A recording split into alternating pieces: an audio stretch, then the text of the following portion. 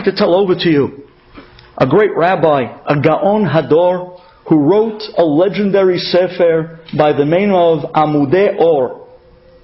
His name, the Mechaber, was Hagaon Reb Yechiel Heller, Zechet Tzadik Lebracha, one of the Gedolim of Europe of his time. The Amudei Or. Very interesting. When he would write a halachic responsa, called the Tshuva, at the end of the responsa, he would not sign his name. Rather, he would sign with the word He'aluv, the humiliated one. That was his signature.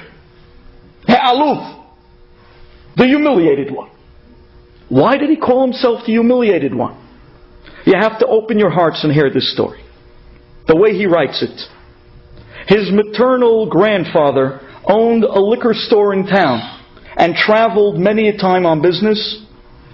And one time his grandfather was traveling on business and he asked his daughter to take over the store, to look in on the store, to run the store, the liquor store. And sure enough, rumors began to circulate the city that this girl ended up not exactly acting like a Bat Yisrael would in an Avera with a customer who came and bought a bottle of liquor. And these terrible rumors, oh, did they take the town over? And this poor girl became the butt of everyone's jokes and allegations. And when she walked in the street, people would simply whisper, and they would point to her, that's her! That's the one! And in truth, this girl was an upstanding Bat Yisrael who never did anything wrong at all. But at this time, her father realized that these rumors were so terrible that nobody in the town would entertain a shidduch with this girl. And she began to get older and older. And every time he would attempt to try to find a shidduch for his daughter, people would just simply turn the other way. That girl? The one that everyone talks about? The story in the liquor store in town? Never. There was one man in town, an older guy who never got married, by the name of Aharon the Shmeiser. To shmeis in Yiddish means to whip. He was a horse whipper.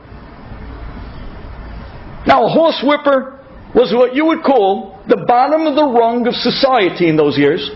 It was the lowest job available.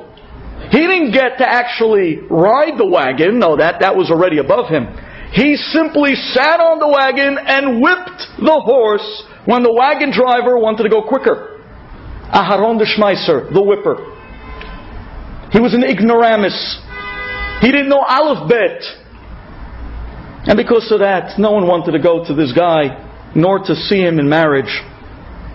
The father of this poor girl realized the only one that may take his daughter's hand in marriage, due to the terrible rumors that went out on her, was this guy, Aharon the Shmeiser, the horse whipper. And it's there that the father, he came to the horse whipper and said, would you marry my daughter? And he thought and he said, well, yeah, I'm old, I might as well. And there, the date for the chuppah was set. And the night of the chuppah came. And this poor girl, standing underneath her chuppah, she cries out to Hashem, and this is what she said. She said, Hashem, due to the rumors that circulated around this city, although Hashem, you know the truth, you know that they're totally unfound and not true. And I never did anything that what the people accuse me of doing. You know the truth. Nonetheless, because of these rumors, my dream to marry Talmid Chacham is never going to happen. I have no choice but to marry the horse whipper. However, Hashem, I cry out to you now. And she said the following words. She said, V'la'aluvat nefesh toshia b'mhera v'yameinu. These are words that we say in Haftarah, speaking about Yerushalayim, but she was referring to herself. V'la'aluvat nefesh, the humiliated soul, referring to herself. Toshia, Save me, God. You're the only one who can save me. Ribono shel olam. You know that everything they say is not true about me. And I know I'm going to lose out my dream of marrying Talmid Chacham. But I'm going to accept it. But I ask you one thing. I'm crying out as the humiliated one of the entire city.